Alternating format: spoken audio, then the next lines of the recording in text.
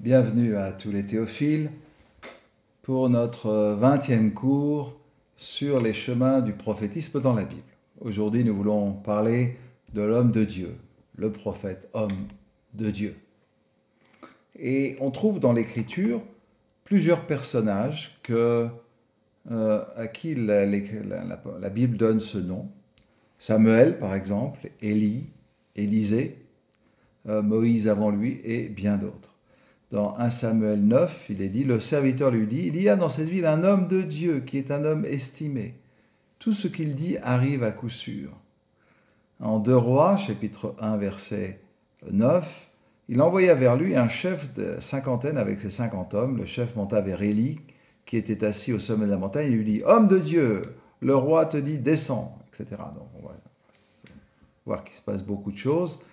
Au chapitre 4, au verset 7 du deuxième livre des rois, elle alla le rapporter à l'homme de Dieu qui lui dit va vendre l'huile et paie ta dette, tu vivras avec tes fils de ce qui te restera.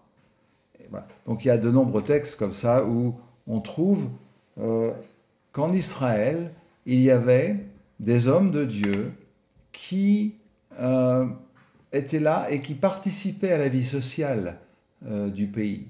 Ce n'étaient pas des étrangers, ce n'étaient pas des gens bizarres, si je puis dire. C'était des hommes chez qui on reconnaissait quelque chose que l'on va voir, et on se disait ce qu'ils ont ne peut venir que de Dieu. Et en ce sens, ils étaient des hommes de Dieu. Mais nous avons vu que Dieu a fait de nous des prophètes. Et en ce sens, nous sommes là pour témoigner de lui. Il nous a fait à son image. Donc, lorsque en Israël, il y avait ce que la Bible appelle des hommes de Dieu, c'était une préfiguration d'une réalité que nous allons voir et qui ne devait pas être seulement éparse dans le peuple de Dieu, mais au contraire, puisse tout le peuple de Dieu être composé de prophètes et de prophétesses. C'est-à-dire que dans la pensée de Dieu, l'homme de Dieu ne devait pas être qu'un ou deux, mais tous. Donc en Christ, nous devons affirmer que nous sommes des hommes et des femmes de Dieu tous. Alors, la Bible quand même va intensifier cette compréhension qu'on peut avoir de l'homme de Dieu pour nous aider à comprendre que si nous sommes tous au sens large des prophètes et donc au sens large des hommes ou des femmes de Dieu, eh bien, effectivement, certains le sont plus que d'autres. On voit que certains textes entendent par l'homme de Dieu quelqu'un qui faisait des révélations de la part de Dieu. Par exemple, on considérait Samuel comme un homme de Dieu parce que ce qu'il disait ne manquait pas d'arriver, nous dit le texte, 1 Samuel 9. Et la veuve de Sarepta reconnaît en Élie un homme de Dieu parce que la parole du Seigneur dans sa bouche est la vérité. Vous savez, c'est dans le premier livre des rois, au chapitre 17 et au verset 24, il est dit « La femme dit alors à Élie, je reconnais maintenant que tu es un homme de Dieu et que la parole de l'Éternel dans ta bouche est vraie. » Et le texte suggère qu'on vérifie ce qu'il dit. Et lorsque ça s'accomplit, on se dit ça, c'est un homme qui a les paroles mêmes de Dieu dans sa bouche. C'est un homme qui connaît Dieu. C'est un homme qui entend ce que Dieu dit et qui nous le répète. Vous voyez, toutes ces caractéristiques du prophète qui se mêlent bien évidemment les unes dans les autres. Les cloisons ne sont pas étanches. Mais il y a une particularité très intéressante que nous allons découvrir. Alors évidemment, cette expression s'utilise lorsqu'on veut souligner le rôle prophétique de quelqu'un. Moïse est désigné ainsi lorsqu'on rappelle ce qu'il a déclaré de la part du Seigneur. On trouve ça dans Josué chapitre 14, verset 6.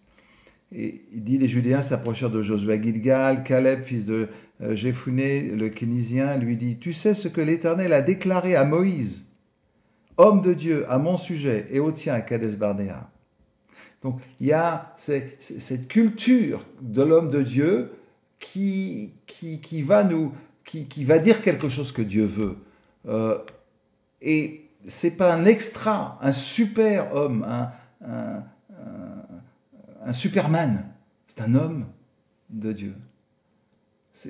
Il était parmi les autres, mais il y avait quelque chose de Dieu en lui.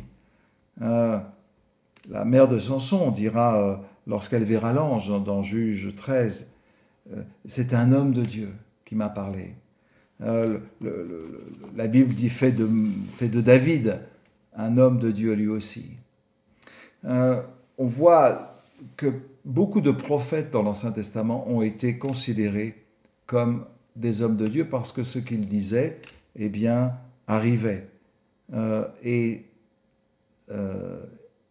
Lorsqu'un prophète s'approchait, par exemple 1 Samuel 2, un prophète s'approche du sacrificateur Élie et lui dit « Voilà, je suis un homme de Dieu, voilà ce que l'Éternel te dit. » C'était tout à fait clair que les hommes de Dieu étaient des prophètes.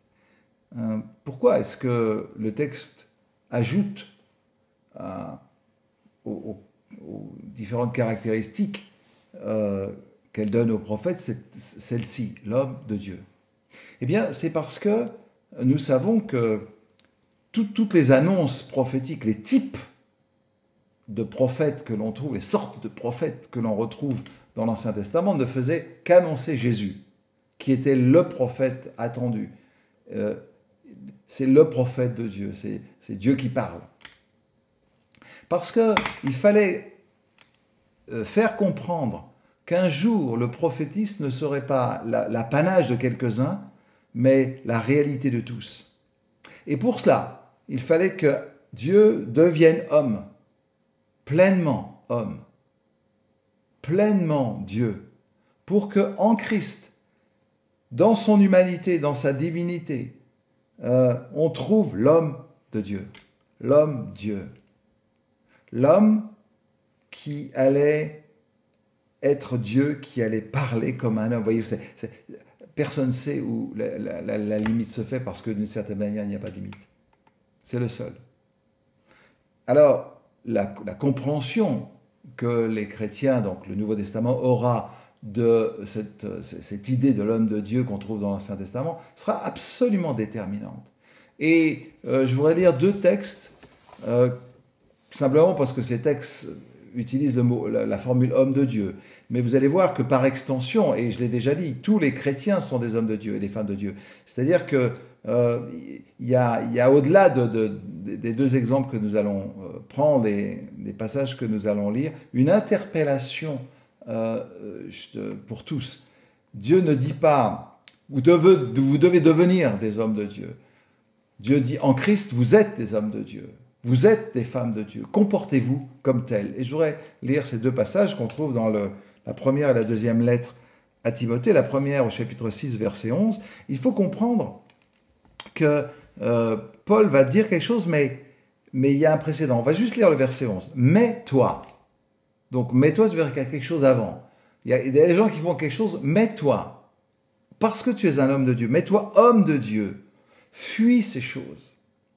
Fuis toutes ces choses. Recherche ardemment la droiture, l'attachement à Dieu, la fidélité, l'amour, la persévérance, l'amabilité. Combat le bon combat de la foi. Saisis la vie éternelle que Dieu t'a appelé à connaître et au sujet de laquelle tu as fait une belle confession de foi en présence de nombreux témoins. Alors, il va continuer, vous lirez le texte lorsqu'il parlera de pureté, le fait d'être irréprochable. Mais juste avant,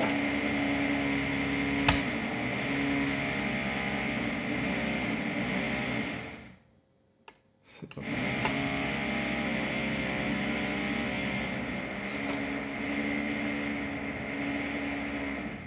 Vous arrêtez là ?